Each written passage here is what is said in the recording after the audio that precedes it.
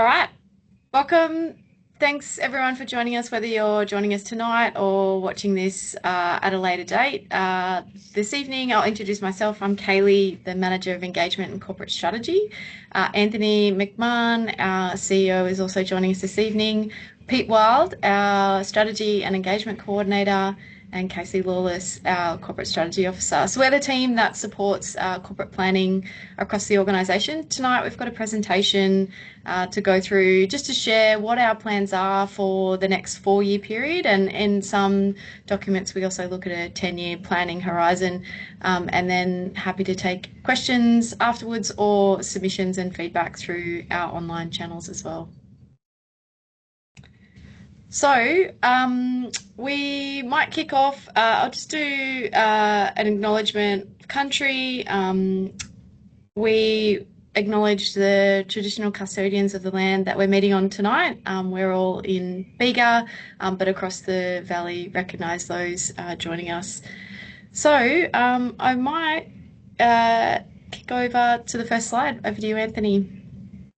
Thanks, Kaylee. And as you said at the start there, for anyone watching this afterwards, if there's anything that you do see here that you want to know more about, please make sure you reach out to us. We'll be more than happy to go through anything that you want to know about in more detail, but we'll try and keep tonight at a fairly high level.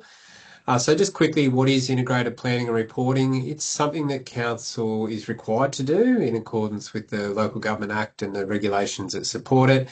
And it really sets out the short-term and longer-term priorities that Council is intending to deliver on behalf of the community. So we have a community strategic plan, which is sort of the overarching, I guess, guiding tool for everything that Council does over the long term, supporting the community. And then really for us, it's our delivery program and operational plan, which are sort of 4-year and 1-year horizons that guide the things that we're going to do to meet the community's long-term priorities. And that's supported by a resourcing strategy and other supporting plans and strategies. And in particular, the resourcing strategy includes long-term financial plans, asset management plans, workforce strategies, and a digital transformation strategy. So that's a fairly high-level overview of the sort of things we provide. And then within our delivery program, we have a number of, I guess, functional areas that we divide our actions and priorities up in, as you can see there in the diagram. So up next, just this slide here gives a bit of a, I guess, graphic representation of some of the things that Council provides in the community, maybe a few other little bits and pieces that aren't covered here, but as you can see there, it's really quite broad. Everything from looking after the environment right through to providing roads and sports fields and managing an airport and sale yards, providing waste. So really diverse, and this is just about showing you some of the things that we do on a daily basis. So this is really the crux of what we want to get feedback on from the community at the moment, which is the plans and strategies we have on public exhibition. As I mentioned, probably the key one that guides everything that you might see Council do over the next year and sort of forward over the next 4 years is the draft delivery program. And that's broken up into a number of sections that I'll discuss a bit further. But the other key ones supporting that are our long-term financial plan that includes different scenarios going forward and sort of models what would happen if we did have different revenue pathways in particular, as well as different expenditure pathways. Also have our draft asset management plan, and also very importantly is our revenue policy and our fees and charges, which is really sort of identifying where Council plans to get its income from to support all the activities in those plans.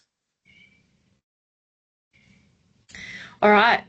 Now we're going to go to what do these documents mean. There's obviously lots of them. There's many, many pages of content. So we'll just go through each of the documents, explain in a little bit more detail about what they are, their function is, and then give people an opportunity to provide feedback. Thanks, Kaylee. So I guess the first couple there that sort of focus on the things that we are doing out and about that the community probably see the most is our delivery program, and that being supported by our strategic asset management plan. So a lot of the things that Council does rely on physical infrastructure, as you can see in the image here, for example, our swimming pools, and you can see up the top there, we've got plan operators. So these two documents in particular are interlinked in that they sort of link where we intend to provide services and how, and then also the infrastructure that we need to provide those services. A delivery plan, as you can see here, contains a number of different components. It's a 4-year plan, but we do review it annually and then re-exhibit that to seek community feedback. Often when a new term of council comes in, it gets more of a comprehensive refresh, but we do project forward into the next council term, each term of council. So it's a rolling document, doesn't stay stagnant. We do track the progress against what we've got in our delivery program. And if you are interested in seeing how that goes, we do that on a quarterly basis. And all of those reports are actually available on council's website. So you can go back and review how what we previously said we were going to do compares to what we're saying we're going to do going forward. It also outlines our capital works that we're planning to deliver each year in quite a bit of detail. And then importantly, it also outlines the key service areas or the things that we're doing on a day-to-day basis, as well as some key focus projects within the different service areas that we do provide. Our strategic asset management plan outlines, like I said, that physical infrastructure in particular that we're responsible for managing and provide services from. And as you can see there, we do have quite a large asset portfolio that we're responsible for managing. So over $2 billion worth of assets. That does include our water and sewer infrastructure as well. The asset management plan outlines in particular the sort of things that we need to account for maintaining each year. It also outlines new infrastructure that we're going to need to provide going forward for the community for growth or changes in standards. And then it also helps us understand over the long term how much we should be planning to spend each year on replacing assets. And it's probably one of the key guiding documents for council, and it is probably a bit of a challenge that we have, that what we think we should be spending over the long term to look after everything is actually a bit more than what we're able to generate each year coming in. So $2 billion worth of assets for a community our size is actually quite a lot, which means that every ratepayer in the Shire has to contribute to a lot of infrastructure to keep everything we've got. And that's really a reflection on our dispersed population here with lots of could say smaller population centres amongst national parks and state forests. Yeah, so we've got the plans outlining the assets we have and what we need to do moving forward to look after those. I think how do we spend the revenue that comes into council? What different types of revenue we do have? So, and really for explaining that's documented in our long-term financial plan. Yeah, it is. And our long-term financial plan, as you can see there, actually does have 3 scenarios included in it. And the one that you can see circled on this slide here is scenario C. And that's the one where we assume that our revenue isn't actually going to increase by any more than what the ongoing rate peg provided by what's referred to as the Independent Pricing and Remuneration Tribunal set. So that's essentially outside of council's control. But that's the model we're running with at the moment, whereas the other 2 models identify what we would be able to achieve if we did have more revenue coming in. And just to be clear, and I'll talk a little bit more about this, each of these scenarios that we do have makes some assumptions around grant funding. And there are things that council is projecting over the next 4 years and 10 years that are really reliant on grants. And down the track, there may be decisions that certain things can't happen if we don't get grant contributions in. The other thing that it does obviously outline is where we intend to get our funding in, and that's not only through grants and rates, but also user fees and charges as well. So all of that's outlined in the long-term financial plan, but at a relatively high level. You can't actually see the breakdown in the long-term financial plan of what the different services cost over that 10-year period, whereas in our delivery program, you can sort of see the 4-year projections in particular around the different service areas. I think another thing on the scenarios is you're talking about the revenue that would come in if we did have those other scenario B and scenario A. What the long-term financial plan also includes is what are some of those projects that we won't be delivering in that model B and that model A, because we're really just focused on the service level that we can continue to provide at scenario C. So yeah, that's some interesting detail in the long-term financial plan as well. So, where does our money come from? Yeah, so this is an interesting diagram, I suppose, for people that are unfamiliar with where council's money comes from to see. This here is our projected income sources for next year. And as you can see there, that our rates and charges actually account for less than half of where all of our income does come from. You can see that grants and contributions are a fairly large component of that, and that does tend to fluctuate up and down on a yearly basis. There are some grants that we can more reliably plan for and budget for that we expect to get in on an annual basis. And then there's also a number of competitive grants that can come in and out each year. And in recent years, one of the things that's really skewed those numbers from council's perspective is recovering from natural disasters. But we are starting to see that taper off a little bit, and we are actually in forward projections expecting our grant income to start to gradually decline. So that is one of the challenges for us going forward. There's less grant funding in the system, and that means that we're going to have to sort of work harder to identify what it is that we can fund and what we can't, and look for other funding sources.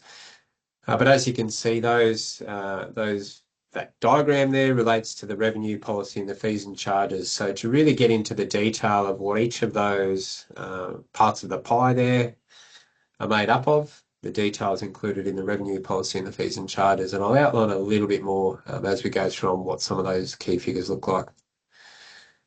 So in terms of the revenue policy, it includes how our rates are calculated. As I mentioned earlier, we in New South Wales in particular are limited by limited as to how much we can increase our rates by each year, which is set by IPART. There is a process for councils to go through to increase their revenue through rates by more than that, but that's not something our council has decided to do. Obviously, with the plans that we've got now, we have modelled what that could look like, but that's not what's being planned at the moment. The rates themselves, so the general rates are made up of I guess the rates overall are made up of general rates that I'll break down a little bit further. And then we also have access and usage charges for water and sewer, as well as waste management and stormwater charges. Even the general rates themselves are broken up into different categories. So we have residential rates, we have business rates, and we have farmland rates in the Bega Valley. We don't actually have any mining rating categories here, so only 3 out of 4 potential ones. And then within each of those, council has a set amount of revenue they are aiming to get in from each of the different rates categories, and that gets broken up across all of the ratepayers through 2 components, being a base rate allocation and then an ad valorem, which is relative to the land value of the particular property being rated. So as you can see there, the way that rates are calculated is fairly dependent on land values, and the council's limited in how much we can increase our income by overall each year, but who pays what can vary depending on how much relatively land values change in a given year. And it's actually the New South Wales Value in General that sets land values and relative land values across the Shire, not council. We just plug those figures into our model. And so for this year, the scenario C that we were talking about models that we would be increasing rates overall by 3.5%. So that's the figure that IPART have advised our council and many councils across the state what their figure is. So that's 3.5 for general rates. That's also for our water and sewer charges. And then in our waste charges space, we're looking at 4.7%, so slightly higher. And that's reflective of some of the costs that we're seeing increases around providing that service to our community. All Yeah, and right. I think we do have a slide further along that might outline that. And I guess one of the challenges for us going forward this year is that we've already got our rates fixed as to what we can charge into the new financial year, but we are seeing some quite significant cost escalations, as most of the community are across the board, due to fuel increases that have, we've all been exposed to. In terms of where we get some of the fees and charges from, you can see here on this slide some examples of where they come from. So they are generally tied to a specific service. In some cases, they cover the full cost of the service, or they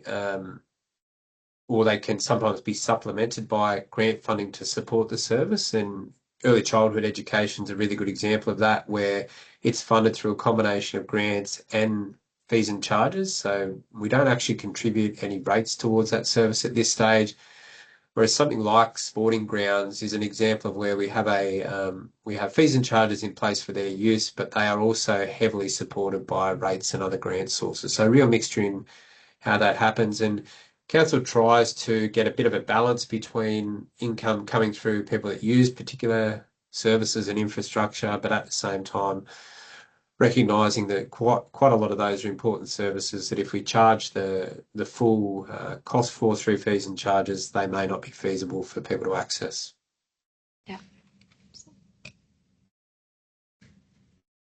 So in terms of our delivery plan and some of the key components of what you'll see when you read through the detail of those is we still do have a very large capital program, and if anyone's reading that, you might have seen the typo there on Cuttagee Bridge renewal, which is one of our major projects next financial year, and probably over the next 2 financial years that'll be spread. We do have a very large capital program of, as you can see, a little over 339 million, and that's still being very heavily driven in the next 2 years in particular by external grant funding. So we don't actually expect that out past that horizon we'd be seeing that same volume, I guess, of capital works happening because the grant funding won't continue to the level it has. And we also have some very significant large projects in that 4 year period that aren't the type of thing that are going to be ongoing. So that list there that you can see on the screen just identifies a few of those. And in particular, our water and sewer services have some very large infrastructure upgrades and new infrastructure builds that are impacting that overall figure. In amongst that, there are a lot of smaller projects too. So this slide here only gives an indication of some of the really high-level ones, whereas the plan outlines in a little more detail some of those smaller projects that are spread all across the Shire. And in reading it, you'll see that most of the communities are going to see a fair bit of work happening over the next 4 years. Yeah. We'll jump to a slide that has lots of numbers. Do you want to just sort of take us through what these figures mean? What are the sort of different funds? What are we looking at here? Yeah, so I might start at the very bottom right-hand corner in this table, which is at a little over 339 million for the 4 year horizon, which lines up with that figure on the last slide. And what this slide does is it breaks it down into how much we're planning to spend each year overall at council on capital works. So that's essentially building or rebuilding infrastructure. And those figures you can see across the bottom of the totals for each year. But then we've also broken that down into where in particular those projects are out of our general fund, water fund and sewer fund. And the reason that's important is because our sewer fund and our water fund in particular are very restricted in terms of how we can get money in and where that money can go. So if we're getting income in through our sewer fund, through sewer charges or sewer access charges, that income can only go towards sewer expenditure, and water's very similar, but in water, slightly different in that we do have access charges as well as usage charges. So you pay an annual access charge, but then you also periodically pay usage charges. And then outside of those two funds, everything else is included in our general fund, which does also include a couple of fairly significant waste projects that you might have picked up in that previous slide. So quite a bit of work happening over the next 2 financial years in general fund, and then after that you see a fairly significant decline. And just as an indication, some of the larger projects we've got in that 2 year period are things like our Merimbula Boardwalk replacement project. We've got some major sporting infrastructure sort of still to go, although we're tapering that down. We've got Cuttagee Bridge in amongst that. And like I said, a fairly significant project at our central waste facility as well. So they're just some examples of the quite large projects that we've got coming and quite a lot of grant funding towards those as well. Yeah, I guess one of the things that's sort of important to note when we look at this 4 year planning horizon is there's always change in projects. There's grant funding that comes in, there's projects that may be delayed, there's planning approvals that need to happen. And I think you mentioned before we're sort of reviewing this on a quarterly basis, but also annually picking up that 4 years and looking at what's achievable, what needs to maybe be amended, what needs to be pushed out or brought forward. So these figures, whilst they're always a point in time, it is something that we're consistently looking at as staff and reviewing every quarter to see how we're progressing. Yeah, that's right. So a couple of other, I guess our role at council is to deliver, and we've just talked around a range of projects, capital projects that we will be delivering. We play two other really important roles in delivering services for our community because we don't deliver all that is needed, obviously. So, do you just want to talk us through, I guess, the other sort of key roles that we play in supporting our community? Yeah, I'm happy to do that, Kane. The first one is around advocacy. So there's lots of things that our community needs that are really important to them, but beyond council's either responsibility or capability to deliver. So we do play a key role in getting support for those things to happen through advocacy. And even last night, we're down in Eden talking to the community down there, and I had someone approach me about what council can do to support health in the south of the Shire and sort of talk through one of our key roles there being to advocate directly to people like Southern New South Wales Local Health District, to state elected representatives, federal representatives, and then participate in inquiries that happen into things that are affecting communities across the state. So we do tend to do a lot of proactive advocacy, but we also do responsive advocacy based on things that the state and federal governments decide that they want to look into and understand more. We also have a role with a number of external organisations, including country mayors and the Canberra Region Joint Organisation, as well as Local Government New South Wales and the Australian Local Government Association, that are larger advocacy bodies that we're part of, and we channel our priorities for the community through those two to get, I guess, a greater voice for some of the things that really matter to our community. One of the key ones, for example, that local government as a sector across the country have been advocating for quite a while and will continue to advocate for is I guess, the quantum of grant funding that comes back to local government through our financial assistance grants across Australia. So traditionally, that percentage of tax revenue that went to local government was up around 1%, and that sort of gradually declined over time to sort of 0.49% in this year's federal budget. So just a few examples, and we do have a bit of a program together that guides us on where we're going to prioritise our advocacy. And I guess complementary to that in some ways is collaborating with community groups, with other organisations in the private sector, and also with other local government organisations to figure out how we can jointly deliver things for our community that may be, again, beyond our capacity to deliver ourselves, or that we know that we can get more efficiencies or more value for money for working with other people. And that also includes things like having volunteers support some of the key things that happen across the community, and council working with the community to deliver on those, just as a few examples. Yeah, really important parts of what we deliver. Sometimes it's not as easy to see, but definitely a big part of our role here at Council.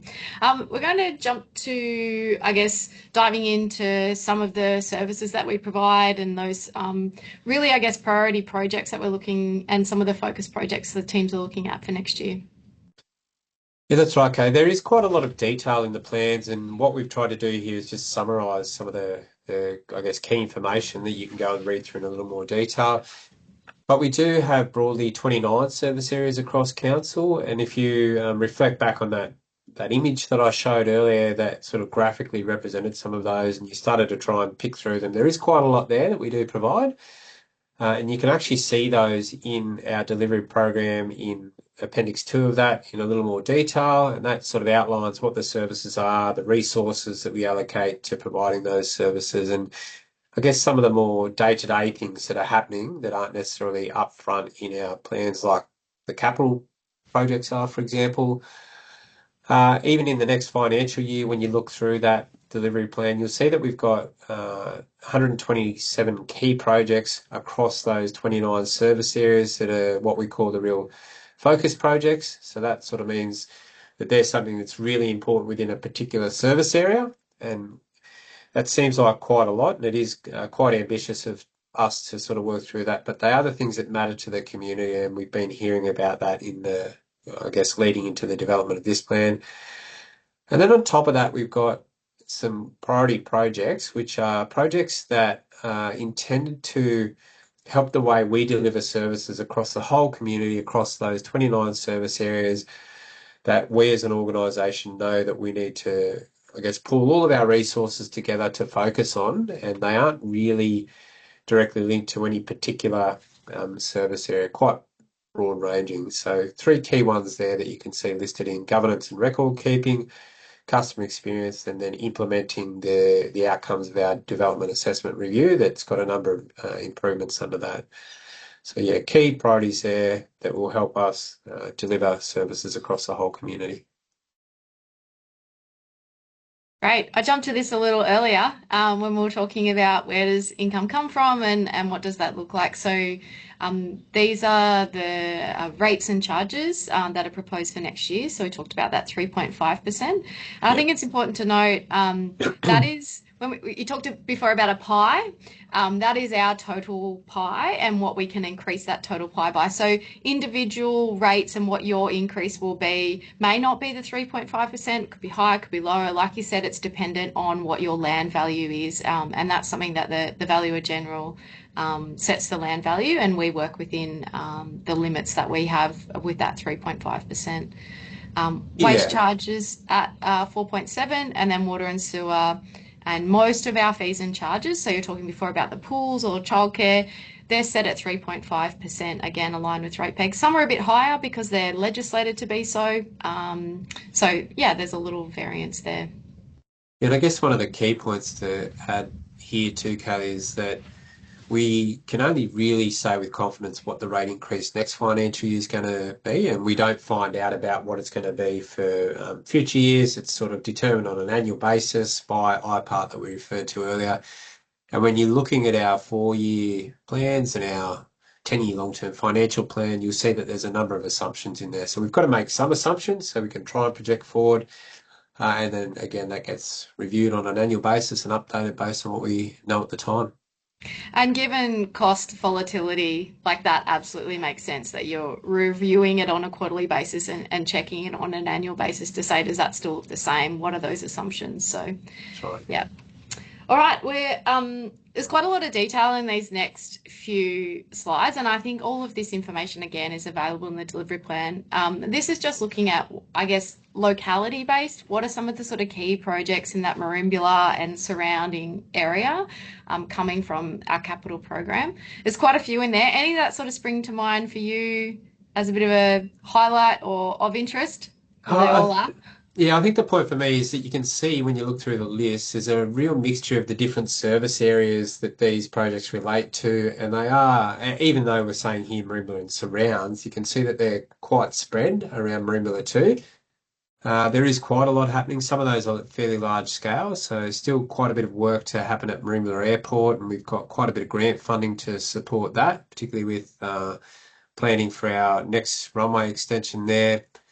And we've also then got quite a bit of work planned for the Merimbula CBD and then obviously the boardwalk there too. So yeah, quite a few projects in and around Merimbula in that next little period.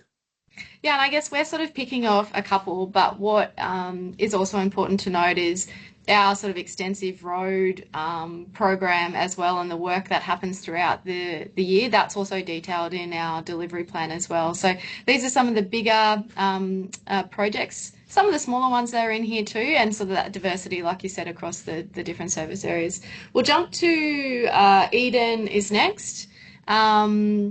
We were in Eden last night. You mentioned we had a stakeholder session down there, getting some feedback from the community. Quarantine Bay came up as a project that the community are particularly interested in. We've got some grant funding for that one, which is great. So planning underway there. Anything else for you for Eden? Yeah, I think the probably really big one and popular, I expect to be a popular one there is trying to progress the multi-use courts for down at Barclay Street. So obviously, the courts down there have been in the condition they're in for quite a while. They are deteriorating. There is an opportunity to make them safer. And we have done quite a bit of planning for that. So, yeah, that's really going to be a focus for us in getting that project, I guess, up and going. And I think that's important to note too. So when you see those projects listed here, they may be that may be funding to do some of that planning and design and concept development work. So then we can go and either chase grant funding or find funds in future years to deliver that work. So it may not always be actual delivery in that year, but certainly planning towards. And that's the nature of a lot of the bigger projects that we have. Does sort of take that time to get that planning and approval and funding sometimes resolved. Bega. Yeah, so as you can see there, we've had a bit ha already had a bit happening around Bega, and that image there of the Bega Sporting Complex. Very glad to see that one nearing completion, but that doesn't mean we haven't got more in Bega.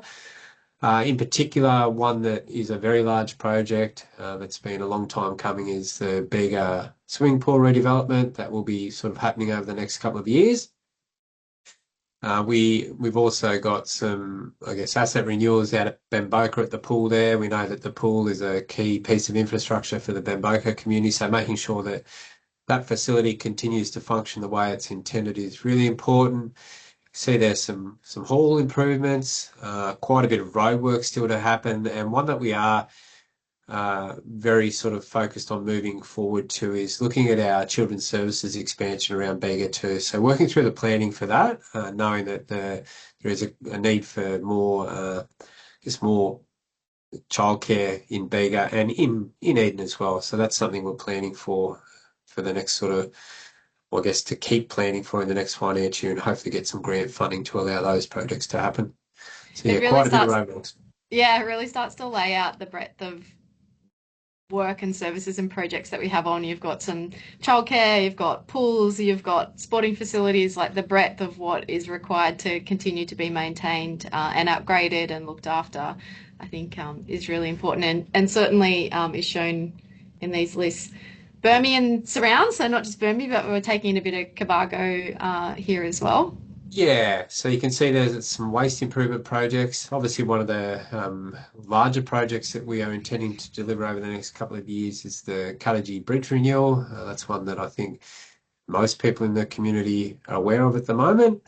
There's also some other bridge improvement works around the area, and uh, Tanger Hall toilets, another one that's a key priority there that we're looking to support. And I guess one of the other key ones is the Bermagui traffic improvements. It's something that we've heard quite a bit about, in particular, accessing, I guess, sort of the north and south of Lamont Street. So being able to cross there, in particular near the new playground.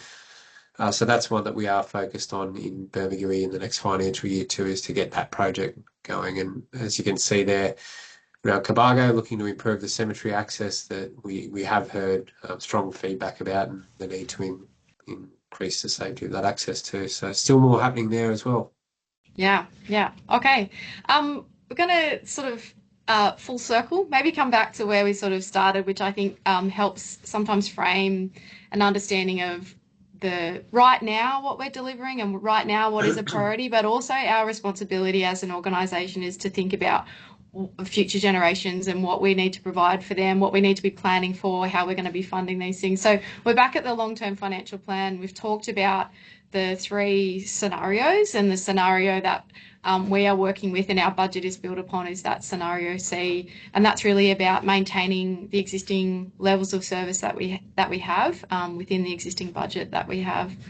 Um, so we might just jump into just there's a lot of words on the slide here, so but you can read these in the document as well. This is what scenario C is. Do you just want to talk a little bit more about what it involves? Yeah, I guess one of the key challenges with this scenario is that Kaylee alluded to this. In the short term, we're able to continue to keep providing the services that we are, but under this model, in the long term, we do start to see deterioration in the assets that we're responsible for looking after. And if something doesn't change in the long term, this isn't really sustainable. We won't be able to keep looking after everything that we've got to the current standard the community sees it at. And this is really shouldn't be too much of a surprise. We identified this back when we did go through a special rate variation that the figure that we did need to increase income by to keep doing everything to the same standard was a bit higher.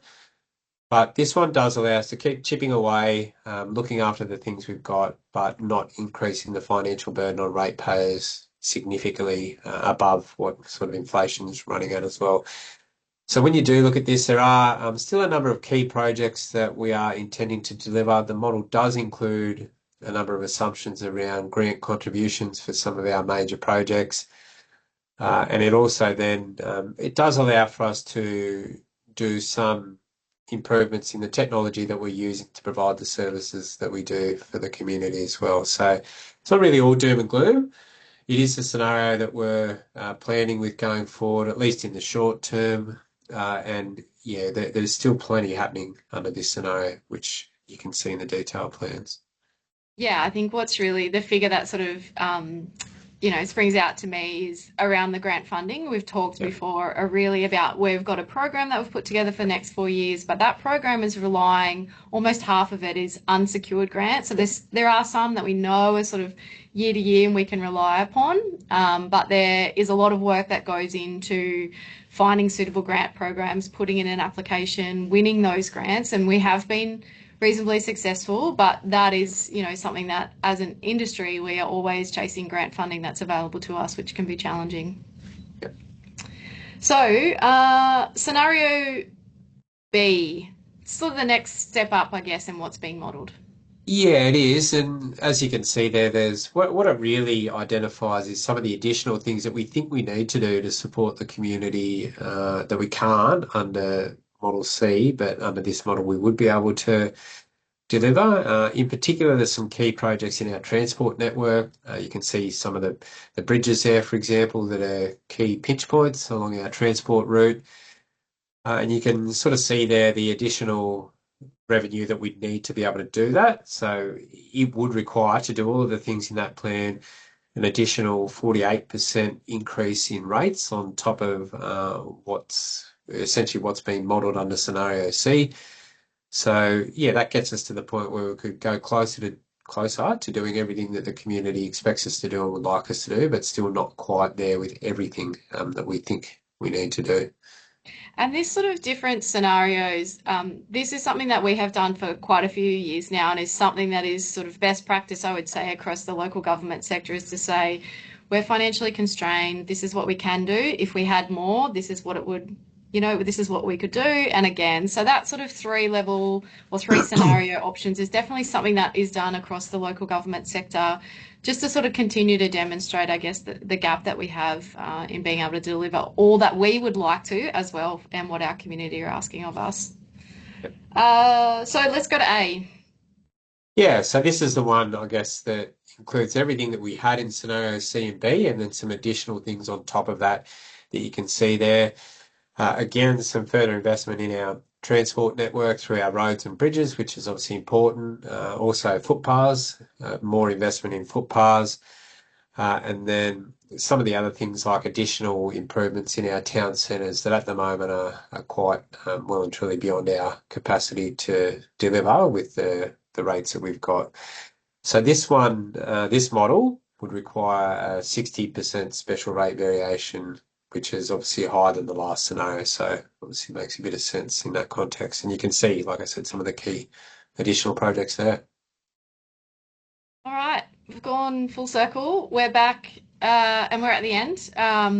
We do have a couple of people who've joined us tonight. So, Doug and Aidan, welcome your questions associated with what's been presented tonight, or perhaps anything else related to services that Council provides. And we'll also take, obviously, any feedback from people watching this later to provide submissions or questions to us.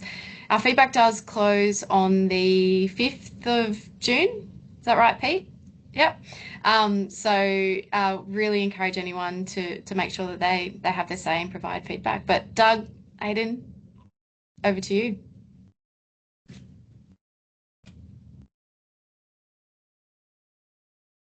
Or not? No, Hi, thank you for Doug. the opportunity. Hi, and thank you for the opportunity to take a look at the plan and have you walk through that. And clearly, there's a lot to be considered, and I'll definitely take the time to sit down with the document and go through and will provide some feedback to you. I think there's a lot going on, and I think it's important for you to hear from ratepayers like me, so that we can help you shape how we spend the money going forward. Absolutely. Thank you, Doug. Yes, there's quite a bit to get through. We have Yeah. done our best to refine and streamline without losing the essence and the important level of detail that's required for people like yourself to make informed assessments and provide feedback to us. So thank you. I did have one question regarding the grants. So when we, as a council, we apply for grants, and assuming we're successful, we get a grant, and so we provide an estimate of what the project will cost and submit the application for the grant on that basis. What happens when we have cost overruns on projects, which does seem to happen quite often? Do we have to make up the balance, or can we go back to the source of funds and ask for more?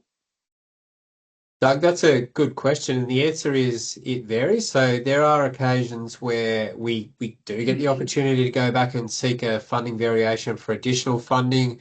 There's also times where whoever the funding body is, say it's state or federal government, are very explicit that there is limitations on how much they'll provide. And then sometimes council will make a decision on whether we fund the gap between what's actually required to deliver whatever it is we're trying to deliver and what the grant is providing. Or sometimes there might be a revision in scope, which might mean that we might have intended to do something to a certain standard, and then because as we get into the project, the funding isn't adequate to deliver that, we might do some scope revision and reduce how much we're actually going to deliver for the same amount of money. So yeah, it does vary. And sometimes it depends on how critical the particular project is to council as well.